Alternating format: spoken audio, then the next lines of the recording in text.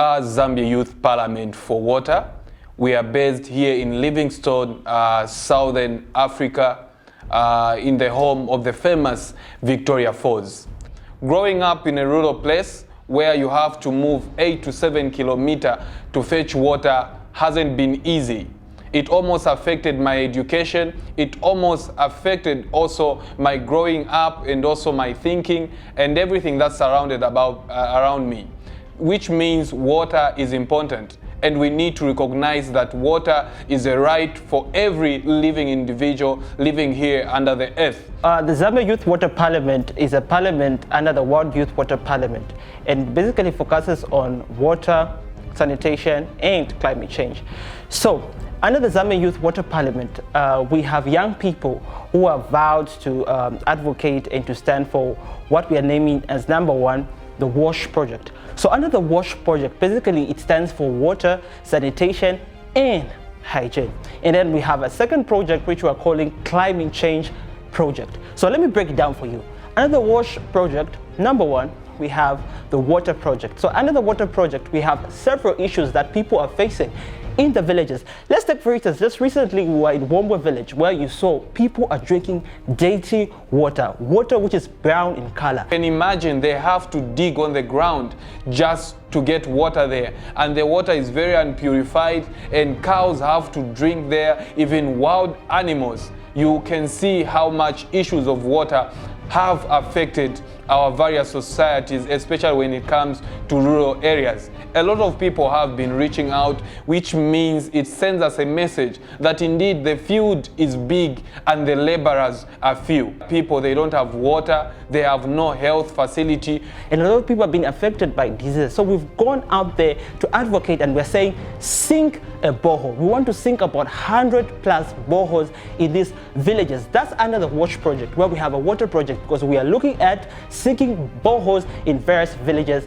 in Zambia. Then secondly, we've got the sanitation and hygiene. When it comes to hygiene, we have seen also, the most forgotten persons with disabilities have been affected because they can't move to these places where they fetch water. They have to give someone to help them. And rural places, they have this thing in their mind that disability is a curse, or maybe there's something that the parents did, in order for those people to be in that condition, and while they are being segregated. Under the sanitation and hygiene project, we have, the most forgotten people, which are persons with disabilities.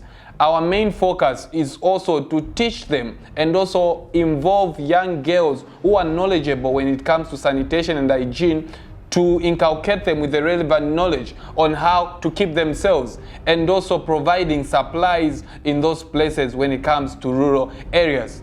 We've come to learn that a lot of people in these villages, they don't know what sanitation is all about. We can see when we go to these villages, a lot of people are dirty, they drink dirty water, they don't wash their hands after using the toilet.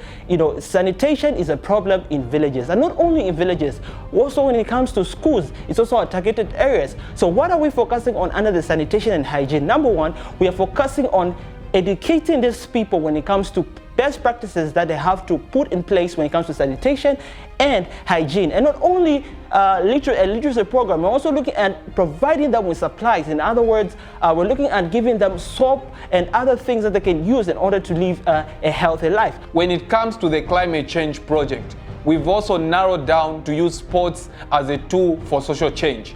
Being a useful organization, we have to use useful tactics in order to get to the youths. Under this literacy program, let's take for instance, we were at a school in Nakatindi where we were teaching young people on issues surrounding climate change. So we are saying, let's take this to another level. People in these villages are cutting down trees every day for charcoal, all right? And they're not replacing those trees. Let's take, for instance, other people, they survive on those art pieces that they sell in form of tourism. In my city here, we've got a market where people sell those wooden artisans and all that stuff, and they're cutting down trees every day and they don't know that they are affecting the climate. So what we are saying is, how best can we educate these villagers? Because a young person from the village, they will tell you to say, okay, now if my father stops cutting down trees, then how are we going to survive as a family? We are also working in partnership with PP Media Impact to ensure that we bring in this information and make it look more appealing and nice, especially to the youths. Because the issue of coming in and educating people as though you are in school talking about climate change, people find it to be very boring.